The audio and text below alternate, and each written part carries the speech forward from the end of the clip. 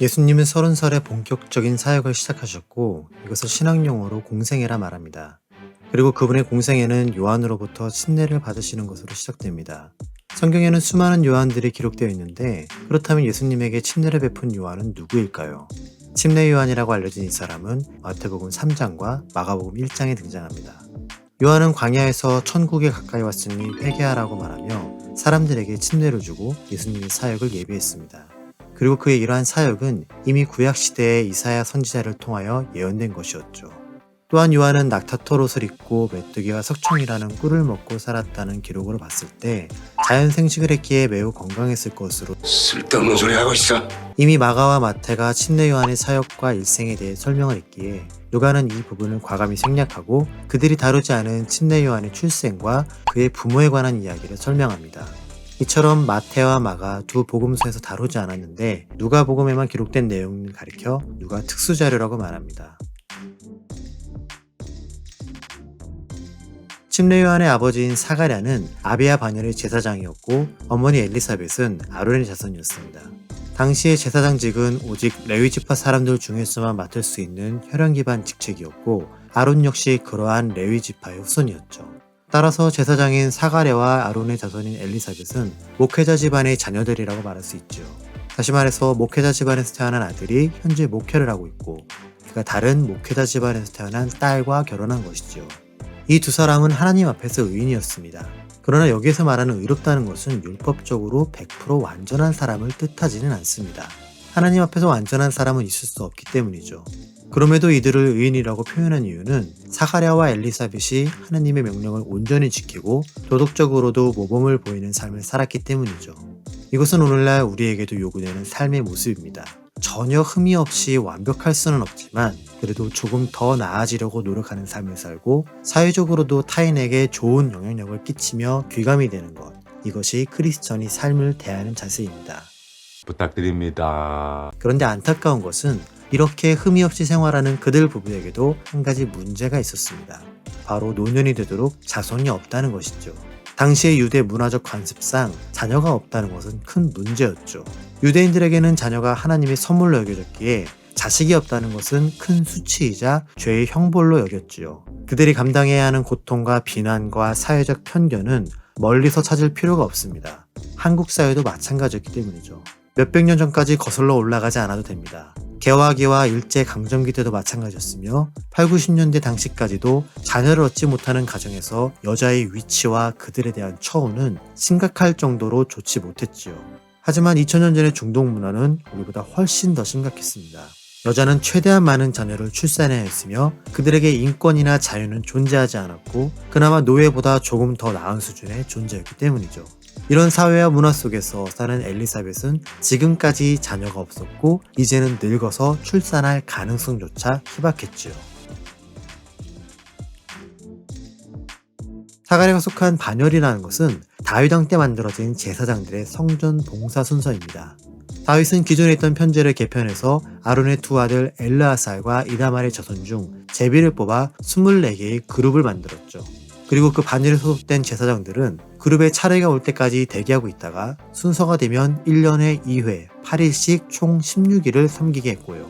그래서 당시의 제사장들은 오늘날의 목회자들처럼 매주 설교하러 단에 올라가지 않았고 누구는 설교하고 누구는 찬양 인도하고 누구는 기도 인도를 하는 것처럼 전담 업무도 없었죠. 자기가 속한 반열의 순서가 되면 해당 반열의 제사장들은 모두 모여 제비를 뽑아 각자의 업무를 분담했습니다. 성소의 기구들을 닦고 관리하는 것부터 제물을 손수 잡아 각을 뜯는 일, 그리고 그 제물에 불을 붙이는 일까지 성전에서 드리는 제사를 위해 필요한 모든 업무를 세세하게 나누고 맡았지요. 그것도 전공이나 적성에 상관없이 오로지 제비 뽑기에 의해서 말이지요. 그리고 이러한 제비 뽑기는 성경 다른 곳에서도 나옵니다. 가나안 땅 정복 후 12지파에게 분깃을 나눠줄 때, 죄를 저지르고 숨어있는 범인을 찾을 때, 이스라엘의 초대 왕을 뽑을 때, 그리고 가룟 유다 대신 새로운 제자를 충원할 때 제비를 뽑았지요. 이처럼 자주 나오는 제비 뽑기 중 사가랴는 로또 1등을 맞은 것처럼 대박 기회를 잡았죠.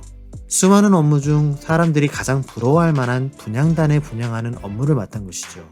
성전에서 봉사할 수 있는 나이가 20세부터 60세까지 40년이며 1년에 2회만 순서가 들어온다면 평생 80회의 기회밖에 없지요. 얼핏 생각했을 때는 나쁘지 않네라는 생각이 들 수 있지만 당시 제사장의 수요가 넘쳐나도록 많았고 일설에서는 그 수가 약 2만 명 정도였다고 합니다. 그렇기 때문에 혹자는 한 명의 제사장이 평생 동안 살면서 2번이나 성전 봉사를 들어갈 경우는 없다고도 하지요. 이렇게 힘든 확률을 뚫고 제사장들도 출입에 제한을 받는 특별한 곳에서 분향을 하고 있는 동안 사람들은 밖에서 기도를 하고 있었고요. 이때 사가랴에게 주의 사자가 나타나죠. 이 사자는 하나님으로부터 보내심을 받은 대리인으로서 헬라어 원어는 안겔로스이죠. 기록된 곳에 따라 사자로 번역되기도 하며 천사로 번역되기도 하죠. 그림에서 보는 바와 같이 가장 아래에 있는 번제단에서 제물에 불을 붙이고 그 불의 일부를 가져다 성소 안에 분향단에 있는 향에 불을 붙이죠. 그렇기에 성소 밖의 번제단에서 피어오르는 연기는 하늘로 올라가고 성소 안에는 향기가 차게 되고요. 그 분향단 오른쪽에 주의 사자가 나타난 것이죠. 갑작스러운 천사의 등장에 사가랴는 놀랄 수밖에 없었죠. 살면서 한 번도 보기 힘든 경험을 하고 있고 그것도 성소 안에서 흡사 환영처럼 보이는 존재가 눈앞에 있었으니 말이죠. 떨고 있는 사가랴에게 천사는 무서워하지 말라며 사가랴의 간구를 들었다고 말합니다. 특별히 간구함이라는 단어를 쓴 이유는 습관처럼 행하는 기도와 다르기 때문이죠. 그렇기에 사가랴는 자녀를 얻고자 하는 특별한 목적을 가지고 기도를 했을 것이며 천사는 이에 대한 응답으로 그들에게 아들을 낳게 해줄 테니 이름을 요한으로 지으라고 말하죠. 요한이란 이름은 하나님께서 자비하시다는 뜻을 가지고 있으며 이는 오랫동안 자녀 없이 살아온 사가랴와 엘리사벳의 슬픔에 대한 하나님의 응답임을 알려줍니다. 더 나아가 천사는 사가랴에게 요한의 삶에 대한 예언을 하죠. 15절에 언급된 큰 자라는 뜻은 위대하고 권위 있음을 의미하며 이는 그가 사람들에게 큰 영향을 주는 인물로 자랄 것임을 말하죠. 주 앞에 크다는 것은 요한이 예수님과 비교해서 더 크고 대단하다는 비교의 의미가 아니라 시기적으로 예수님보다 먼저 태어날 것이기에 예수님 전에 있는 위대한 사람이라고 이해하는 게 바람직합니다. 또한 그가 포도주나 독한 술을 마시지 아니한다는 것은 구약의 나시린에게 해당하는 율법을 재언급한 것이지요. 따라서 요한이 광야에서 사역을 하는 동안 메뚜기와 석청을 먹고 약대털로 짠 옷을 입었다는 것은 그만큼 자신을 절제하는 나시린의 삶을 산 것으로 볼 수 있지요. 그는 태어날 때부터 성령의 충만함을 받아 많은 사람들을 깨우쳐 하나님께 회개하며 돌아가게 했고요. 천사는 요한이 엘리야의 심령으로 사역할 것을 예언합니다. 구약에 많은 예언자와 선지자가 있었는데 그 중에서 특별히 엘리야를 지명한 이유는 무엇이었을까요? 이것은 훗날 요한의 사역이 구약에 기록된 엘리야의 사역과 유사했기 때문이죠. 엘리야는 아합 왕의 우상 숭배를 정면으로 비판할 만큼 담대함과 강직함을 가졌습니다. 또한 그는 백성들의 죄악에 대해서도 강력하게 책망하며 하나님께 돌아오라고 호소했고요. 요한도 마찬가지로 헤롯에게 동생의 아내를 취한 것에 대해 비판했으며 심판만 피하려 하는 사람들의 행동을 책망하며 회개함으로 하나님께 돌아오라고 했지요. 이처럼 구약의 엘리야는 신약의 침례 요한과 평행 이론을 가진다고 볼 수 있겠네요. 더욱이 유대인들에게는 메시아가 오시기 전에 엘리야와 같은 선지자가 다시 나타나서 그리스도의 길을 예비할 것이라 믿었습니다. 그렇기 때문에 사람들은 회개를 외치며 침례를 주었던 요한을 보고 메시아의 길을 준비하는 선지자로 생각했지요. 심지어 사람들은 그들이 기다리던 그 메시아의 실존인 예수님을 보고도 요한이나 엘리야 혹은 예레미야와 같은 선지자 중 하나로 여겼지요. 하지만 침례 요한의 생애와 사역에 관한 축복의 예언을 들은 사가랴는 오히려 의심에 찬 반문을 하게 됩니다. 어떻게 알리오? 라는 사가랴의 질문은 그게 어떻게 혹은 무슨 방법으로? 라는 뜻이며 이는 예언에 관한 구체적인 증거를 요구하는 질문이죠. 지금까지 아무런 기적이 없었는데 무슨 증거로 그런 소리를 하는 겁니까? 라는 질문이지요. 어디 하느님이랑 컴피티션을 해. 제사장식이나 돼서 믿음 없게 그게 무슨 망발이냐라고 생각할 수도 있겠지만 사가랴의 이러한 질문과 반응은 이미 늙어버린 자신들을 생각했을 때 너무나 자연스러우며 인간적인 표현입니다. 7절에서 이미 두 사람의 나이가 많다고 언급되었지만 구체적으로 그들이 몇 살이었고 엘리사벳이 몇 살 때 요한을 출생했는지에 대해서는 알 수 없습니다. 일각에서는 사가랴가 성전 봉사를 맡을 수 있는 나이대에서 최대로 잡았을 경우 60세이며 거의 대다수가 연하의 아내를 얻었기 때문에 엘리사벳도 60대 미만이었을 것이다. 거기에 여성들이 폐경 시 임신이 안 된다는 의학적 견해를 접목시켜서 아마도 엘리사벳은 40, 50대였을 것이다 라고 말합니다만 이것도 증거가 충분하지 않습니다. 그리고 이러한 지엽적인 내용은 신앙생활과 성경을 이해하는 데 크게 중요하지 않습니다. 증거를 요구하는 사가랴에게 천사는 자신이 누구인지 밝히며 하나님의 보내심을 받았다고 합니다. 하나님 앞에 서 있다는 표현은 물리적으로 누군가의 앞에서 대언자로서 행동함을 뜻하지요. 그는 하나님으로부터 명령을 받은 자신이 사가랴에게 좋은 소식을 전하고자 보내심을 받았다고 말하죠. 여기서 흥미로운 점은 헬라어 원어 성경에서만 느껴지는 독특한 맛이 있다는 것이죠. 한글 성경에는 이 문장이 지닌 어감과 상황적인 느낌이 표현되지 않았지만 원문에는 사가랴의 질문을 잘라먹듯이 가브리엘 천사가 즉각적으로 대답하죠. 다시 말해서 의심에 가득 찬 사가랴가 나는 이러이러하고 저러저러해서 아이를 낳을 수 없습니다. 그리고 또 다른 이유는 어쩌고 저쩌고 라고 말하기도 전에 닥쳐, 하나님이 하신다니까 그분이 하실 거야 라는 식으로 중간에 말을 끊고서 전달한다는 것이죠. 얄짤없는 가브리엘 천사의 카리스마가 돋보이네요. 요한의 출생에 대해 증거를 달라며 의심에 가득 찬 요구를 하는 사가랴에게 가브리엘은 벙어리 버프를 선물로 줍니다. 어찌 보면 사가랴가 의심을 했기 때문에 벌을 받은 것으로 여겨질 수 있지만 한편으로 이것은 가브리엘 천사가 요한의 출생에 대한 증거를 주었다고 볼 수도 있지요. 왜냐하면 사가랴가 구체적으로 어떠한 증거를 달라고 요청하지 않았기 때문에 하나님만 혹은 하나님의 대언자만이 할 수 있는 특별하고도 확실한 증거를 주었고 이것은 사가랴만이 기억하는 체험적인 경험이 되었죠. 이처럼 사가랴가 성전 안에서 신비한 체험을 하고 있는 동안 밖에서 기도하고 있던 사람들은 평소보다 오래 그곳에서 지체하고 있는 제사장에 대해 이상하게 여겼지요. 사가랴가 들어간 성소는 일반 백성들은 절대로 출입할 수 없는 장소였기에 내부 상황에 대해서는 짐작조차 할 수 없었고요. 또한 성소 안에서 제사장이 오래 머무르면 사람들은 제사장이 뭔가를 잘못했기 때문에 하나님의 징벌을 받는다고 여겼지요. 탈무드에서는 제사장이라 할지라도 성소 안에서는 잠시 동안만 머물렀다고 기록되어 있습니다. 평소 같았으면 분향을 마친 제사장은 성소 밖으로 나와 기도하고 있던 사람들에게 축복문을 낭독하는 것이 관례였죠. 마치 오늘날 예배의 가장 마지막에 목사님들이 축도로 예배를 마치는 것처럼 당시에도 이러한 축복문을 들어야지만 제사가 끝났던 것이죠. 그런데 문제는 그 축복문을 낭독해야 할 당사자인 사가랴가 성소 안의 사건으로 인해 벙어리가 되었죠. 그리고 사람들은 그 사실을 전혀 모르고 있고요.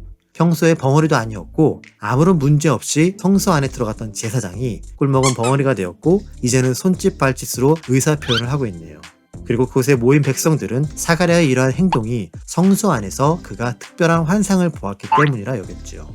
비록 갑작스러운 문제로 인해 사람들 앞에서 축복문을 읽어주지 못하고 오히려 우스꽝스럽게 몸짓으로 뜻을 표현하였지만 사가랴는 자신에게 주어진 직무를 끝까지 다 마쳤습니다. 곰곰이 생각해보면 사가랴 자신도 엄청 속상할 수 있죠. 자신이 왜 이렇게 되었는지 표현하지 못해서 억울할 수도 있고요.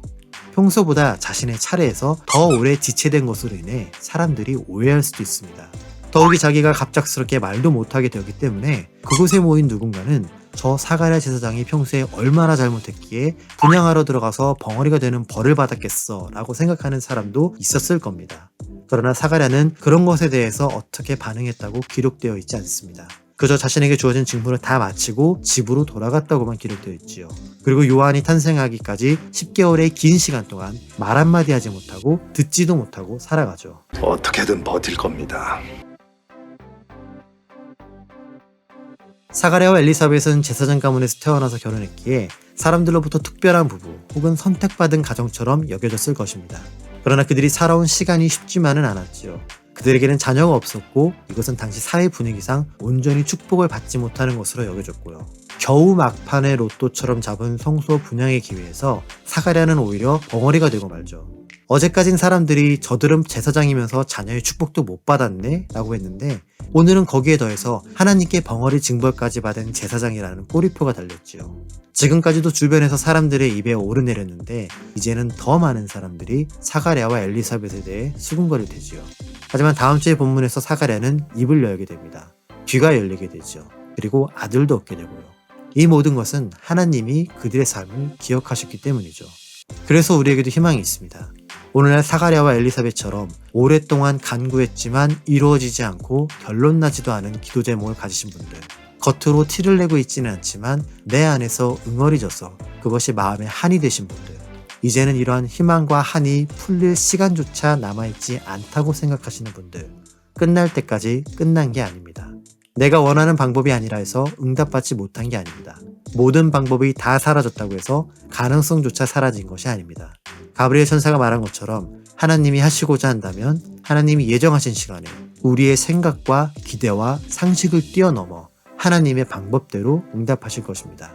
그렇기 때문에 우리에게 소망이 있는 것이고 우리는 단지 사가랴와 엘리사벳처럼 오늘 하루 나에게 주어진 삶을 살아가면 되지요. 내가 서 있는 곳에서 나에게 주어진 환경에서 사회적으로도 신앙적으로도 최선을 다해 노력하시는 여러분이 되시기를 바랍니다.